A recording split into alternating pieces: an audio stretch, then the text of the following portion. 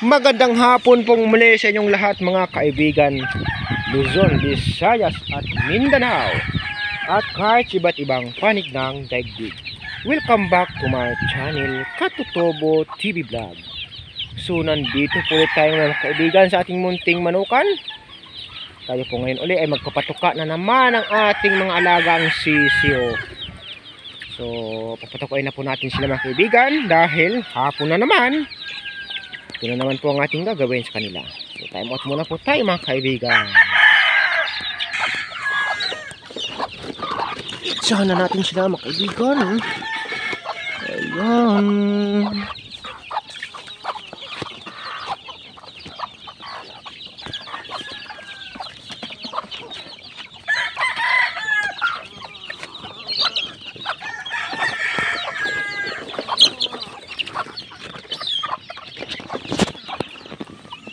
Ayan po mga kaibigan, nabigyan na po natin ng patuka ang ating mga sisiyo dito sa baba. Ayan. Wala kung may nabawas kanyang kaibigan, siyang pa rin ho sila.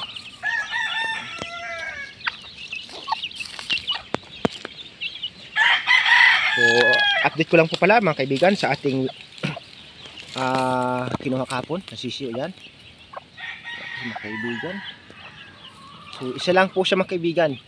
Kasi yung isa niyang kasama doon sa baba kapipisa pa lang po doon sa ating papisaan na ginawa. So titingnan po natin mamaya at ibablog ko din po yun mamaya. Ayan, yan po ang update natin mga kaibigan sa kanyang sisi. Isa lang po. Pero yung kanyang kapatid doon sa baba mga kaibigan, mayroon na pong napisa. Isa na. So mamaya ibablog ko din po yung mga kaibigan. Pero bago yan, akit muna po tayo sa taas para magpatuka ng ating inahin na mayroong sisiyo.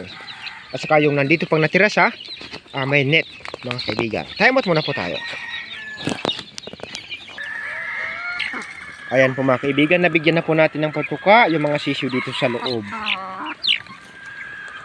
Ayan po sila. So malapit excuse me.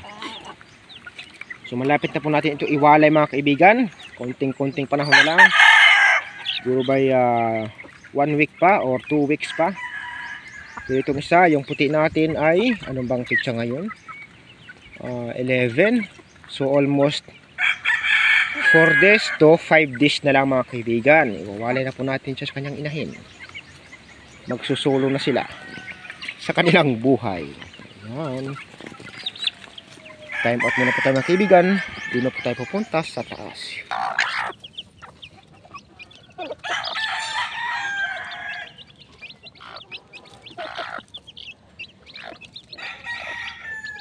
Ayan po mga kaibigan, nabigyan na po natin sila ng patuka. So lipat na po tayo doon sa kabila.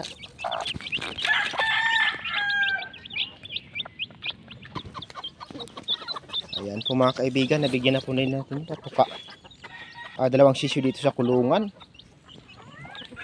Ito mga kaibigan, isa na lang po ang natira mga kaibigan. Yung sisiyo niya, isa na lang po ang natira.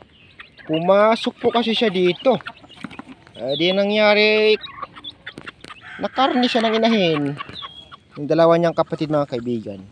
Dead ball po sila mga kaibigan. Ayan. So yung pato po natin mga kaibigan ay inalpasan ko na. Sabi ko, mukhang hindi sila komportable sa loob. Kaya na rin yata maglakad. Makagala-gala sila. Time muna po tayo mga kaibigan. Mukhang may nasilip ako dito sa taas mga kaibigan. Yung ating inahin na matagal na nating hinahanap. Mukhang nandiyan na. Tingnan natin kung mayroon na siyang sisiyo mga kaibigan. Buntot yata niyang nakita ko kanina mga kaibigan. Time out muna po tayo.